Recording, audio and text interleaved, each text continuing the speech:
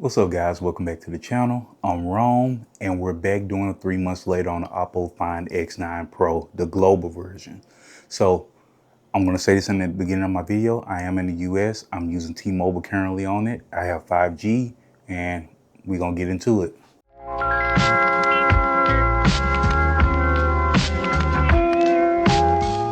All right, so first things first, we're going to take a look at the physical build of the device. We're going to take a look at the screen. So on the front, 6.78 inch display, 2772 by 1272 resolution on here.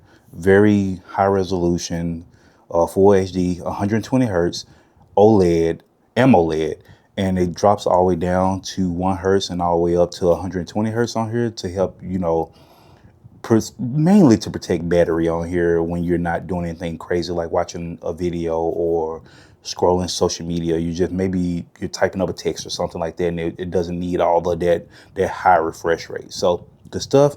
All right, so looking around, I'm going to power it off for just a moment so you can look at that. Barely any scratches, maybe some minor ones right there. And this is still the stock screen protector that came on here, so it's holding up very well. And we're going to take a look around the rails. The rails are holding up beautifully. And I take this phone to me with me to the gym and things like that. So, I mean, with all that throwing in my gym bag and stuff like that. And then, now, to be fair, now I'm not just fully unaware that I don't have a case on it. I am aware. So I'm not throwing it in my gym bag with all of my weight belts and things like that. I do have a little slide on the side of my backpack that I just slide down in or whatever. I drop it in there and I take it with me. So I'm just not completely reckless. Okay. So I don't want to give that impression. So I apologize for that if I give that impression. All right. So looking around, everything looks really nice. It's holding up very, very well.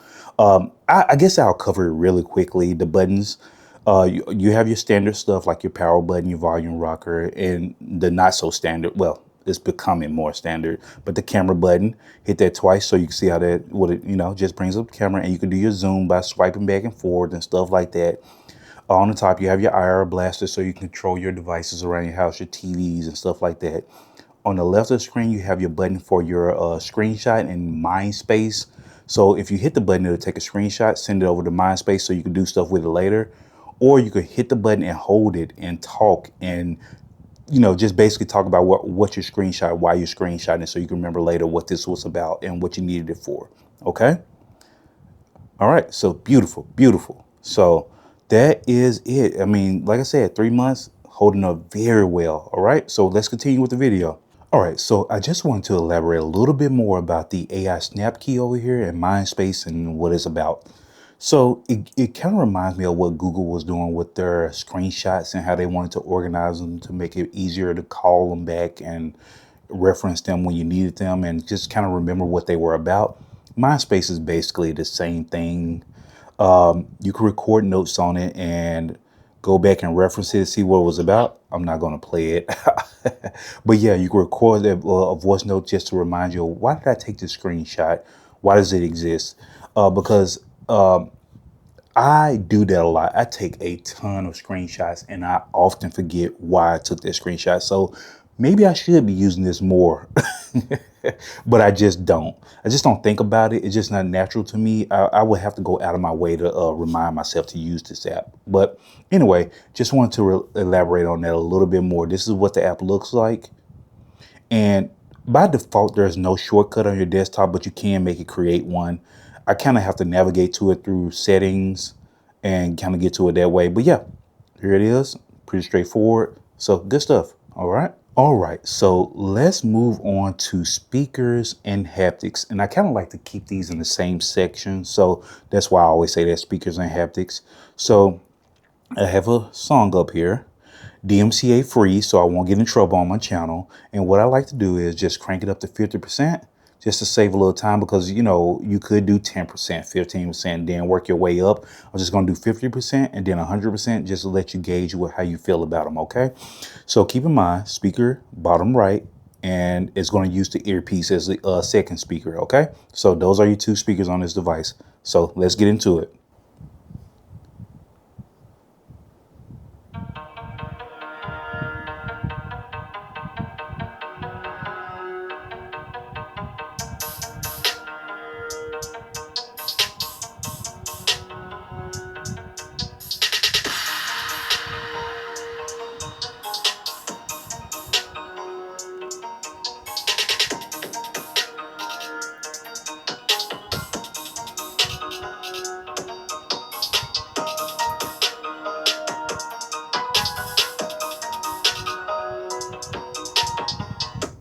I was going to stop it, but it was starting to get good to me. So I had to let it go a few more seconds. But that's 50%. We're going to go ahead and crank it up to 100, and we're about to blast it. So get ready.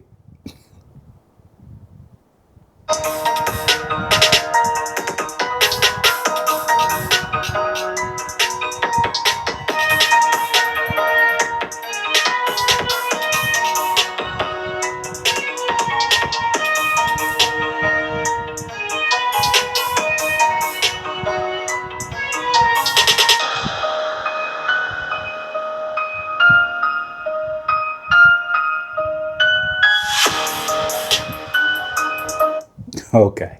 All right. So, yeah, I will say that the speakers sound clear. No matter how loud you crank this up, they still sound clear. The lows are really nice. I will say that they're not like really, really bassy, but you can understand the bass and it doesn't sound distorted or anything like that. So really nice, really refined. Good job, Oppo. All right, so now we're going to switch gears and move over to haptics. One of my favorite things about Oppo devices, Chinese, I would say basically the Chinese devices is they include a nice little video where you could test the haptics out on their device and kind of feel it and make sure that it's refined or it's adjusted to what you prefer. So you have your crisp down here and you have gentle. I like crisp because I just want to make sure that I feel my phone when I get a message or anything like that. When I get any kind of notification, I want to know that I got it. So on countertops, soft surfaces like what I have here, you will hear these haptics, you will feel them. So good stuff. Even in pocket, you'll feel it. So let's go ahead and play the video. Yeah, yep. So the motor, the vibration motor that they put in here just feels really refined, really nice to touch, but strong, not so refined and so soft that you won't notice when you get a notification. So really, really happy with the motor that they put in here. Really good job, really good job. So good stuff, Oppo. And we're just gonna keep going, all right? All right, so I'm gonna go ahead and touch on cellular network. I touched on it a little bit in the beginning, but just to elaborate a little bit more, I've used this device all over town, and I'll say that the network is solid. I get 5G consistently throughout the city. No issues. I haven't had any issues with dropped calls or anything like that. Any issues with distortion or anything when I'm talking to people on the phone. The sound quality is good. The speakers are great. I even go out of my way to ask them, "Hey, how do I sound to you?" They be like, "Yeah, you sound good. You sound clear." And yeah, so and on top of that, you do have Wi-Fi calling and things like that on here. I'm going to navigate to that and then we'll come right back, okay? So as you can see, Wi-Fi calling is on, cellular calling preferred. Maybe I should switch it to Wi-Fi calling preferred. Yeah, let's do that. Yep, but as you can tell, it is available on here, and you can see that the symbol up top changed while after I changed the settings. So it is available. It does work on here. So I don't know if you may have heard differently, but I'm telling you here, it does work. It's very solid, very, very good. Okay. All right. And there's really nothing to drive home as far as cellular service goes. I'm in the US, and I just want to reiterate it one more time what I said in the beginning of the video. I'm in the US, I'm on T-Mobile, I get 5G with no issues. Especially, I like to use my gym as a test for this. So using it in my gym, if I'm going to have cellular service issues, it's going to be in my gym.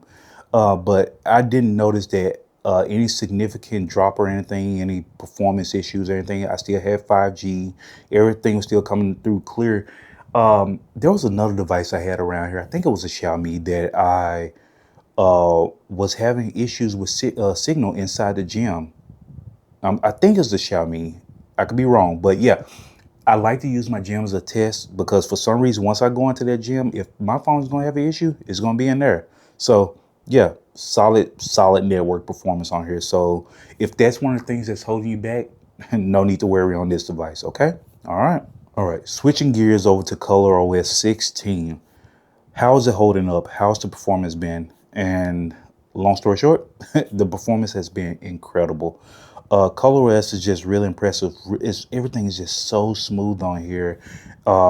I haven't noticed any hiccups or performance issues whatsoever, even with the Dimensity 9500 in here. I know a lot of people get hung up on the Snapdragon versus Dimensity. The performance is incredible. ColorOS works very well. You can even apply live wallpapers. I just don't have one applied right now because I'm kind of feeling this one right now, but you can apply live wallpapers right there, just native on the device, no issues. And on top of that, you just have so many customization options. And one of my favorite things, well, I'm gonna say two favorite things. Okay, the first favorite thing is that you can basically customize your entire setup in one screen, and I love that. You can see that the little buttons at the bottom of your display changes depending on what screen you're on at the moment. So I can go full screen, always on display, or partial. Okay, and then on your lock screen, you can adjust your clock, make it smaller, make it taller, change the layout of it, and then you can do your style, change how that looks. You can blur it out, enlarge your wallpaper, make it smaller, blah, blah, blah, so on and so forth. Just all that good stuff. You can change your buttons here, add a widget. I mean, there are options here. Then you go over to your home screen. You got even more options. You can change your wallpaper, make it different from your lock screen. You can do your style again, what I just showed you. Your system colors, just change how things look. I'm going to make it mono. I like that. All right, and then we're gonna go to icons, and this is where my favorite part, because you can do your icons without having to download any additional icon packs, and you just make them look custom to what you prefer. You could use your wallpaper color. You can do classic, and you can make it dark, or you can just make it regular. And then you can choose the size of your icons, and then you can do how round you want it. If you want to go full circle, you can do that. If you want to go down square, you can do that. Just a lot here. And if you want to go and if you do want to download icons and things like that, you can go and do that. Uh, that is an option that you have, a real option that you have. I just don't have to do that. So yeah, that's one of my favorite things about ColorOS. And then it's just packed with other features, air gestures, where you could do different hand gestures to make things happen on your phone and things like that. Shake to launch different apps or whatever. Turn on your flashlight, open your camera. Just ColorOS is packed, and it's so smooth and so nice. So no complaints there. Everything is still working beautifully 3 months later. Okay. All right. On the software front, really quickly, I just want to mention this really quick. You can swipe up from the bottom, and you do have your split view here, and you have your floating window. I don't know many people that want to do split view on a slab phone, but if you do, if you're interested in that, that option is here. And then you have your, let me do this real quick. You have your 70-30 split or 90-10 split, where you could drag it down and get the app, and then you can kind of swap back and forth a little bit. And then you can drag that out into a floating window. I'm going to click into the little menu there and then go back into split view. And there's just a lot of freedom here. So, I mean, just all good stuff. All right. Look at that. And if you just want to go all the way full screen, you can just swipe it all the way down, go back full screen. Just, hey, the software is so good here. But anyway, just wanted to cover that really quickly. All right, so I mentioned the Dimensity 9500 earlier. All right, you can see that there, it performs beautifully. And I just want to mention it one more time before I get into something else, okay? But the Dimensity 9500 mixed with the 7500 milliamp hour battery, this battery lasts forever. And let me go into battery really quickly, just show you. I've slapped this thing on charger a couple times, just briefly. And I just get a little juice out of it, and I'm good for the rest of the day. You can see I have made a couple of attempts in the past to charge the phone briefly or whatever, but something comes up and I have to leave the house. So I just snatch it off charger, and I'll charge it when I come back. I threw it on charge a little bit earlier because I had to re-record some of the stuff that I'm doing right now because some of the footage was lost. But I just threw it on charge for a few moments, and then I came back and I had a decent enough charge, and I can make it through the rest of the day. Yeah, it can last about 9 more hours and 40 minutes. I think I can get that easily if I just don't abuse the phone like I normally do. I'm going to scroll down and show you a little bit. You can see I dedicated quite a bit of time to Zenless Zone Zero. That's my new thing right now. I'm really enjoying that game, especially since it's a mobile game. It just seems really well made. I've used the cameras, maps, things like that. And maps is mainly because I use Android Auto on here. Yeah, it's just a really well-rounded device. I mean, they just packed it. The battery is amazing. The density chip is solid. I mean, I know people are going to do benchmarks and it's not going to outperform the Snapdragon. I don't care about that stuff. Can I use it? Does it work well when I'm interacting with it? And it does. It works beautifully. I haven't noticed any hiccups. And the reason I mentioned the battery and the Dimensity chip is because I played this game for an hour and I only lost like 13%.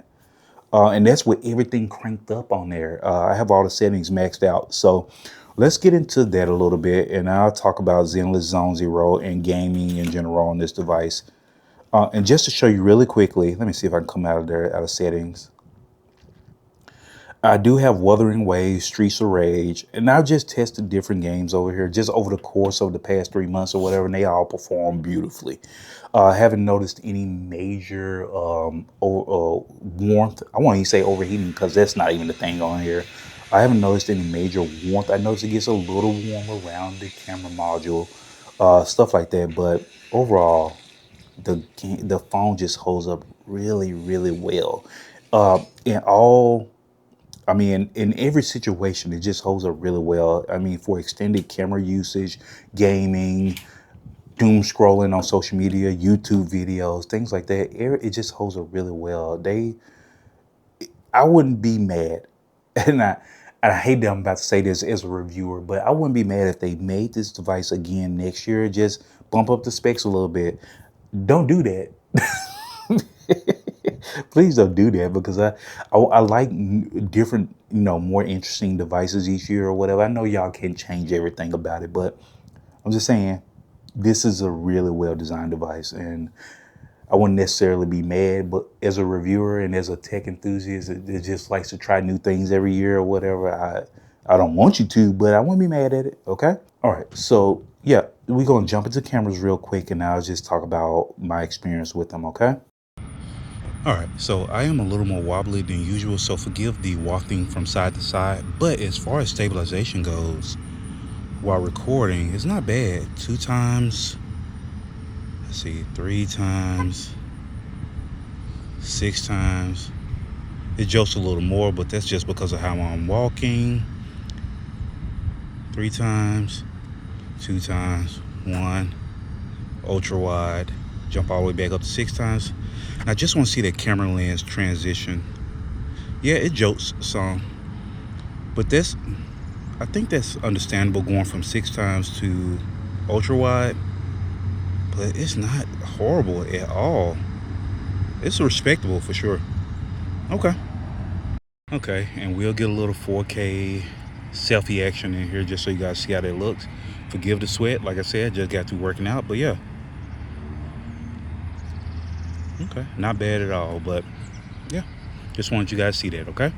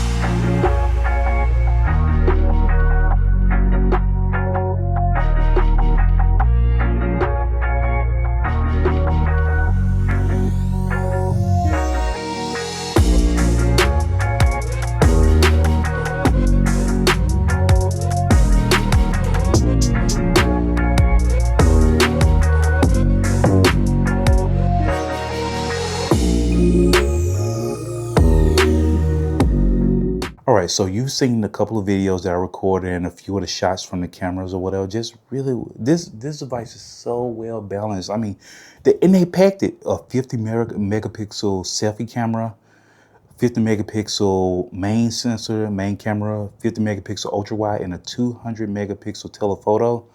Just packed. It's packed and they all perform so well. You can see from this snippets that I put in there.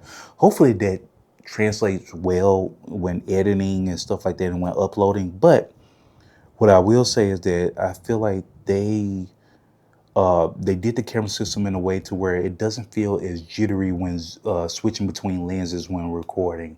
Really good job. The color tones are nice and they give you a lot of like stuff in here where you can change your filters.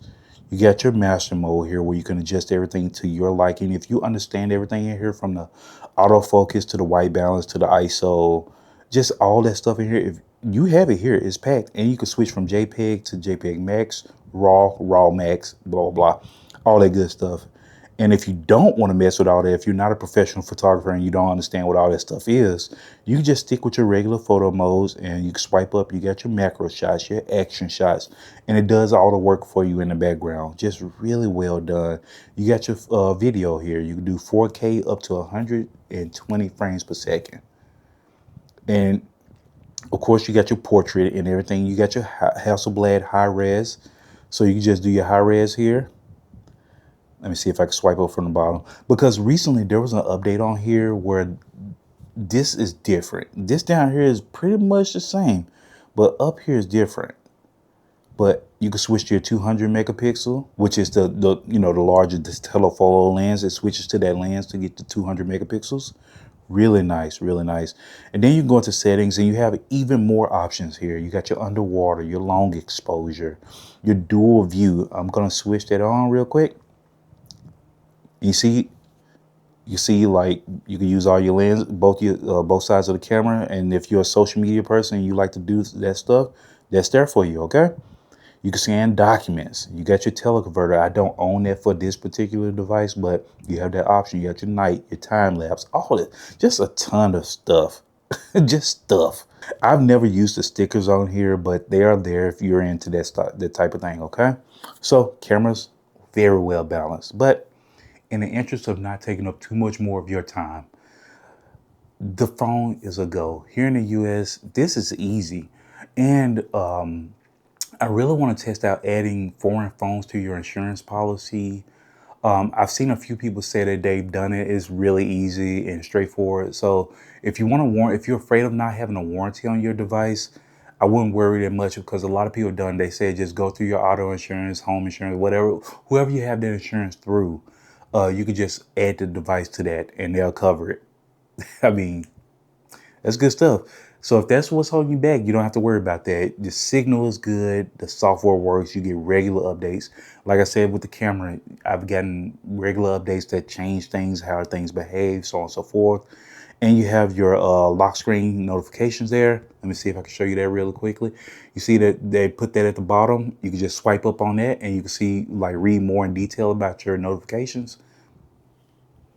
The software is immaculate and they're still supporting it. So no worries in the US. Don't be nervous. You got to venture out and try things, right? All right. But anyway, I really appreciate you guys tuning into the channel. Feel free to like, subscribe. It goes a long way to help me continue bringing this content to you with these newer devices. And just really appreciate you guys being here. Okay. All right. I'll catch you in the next one. Later.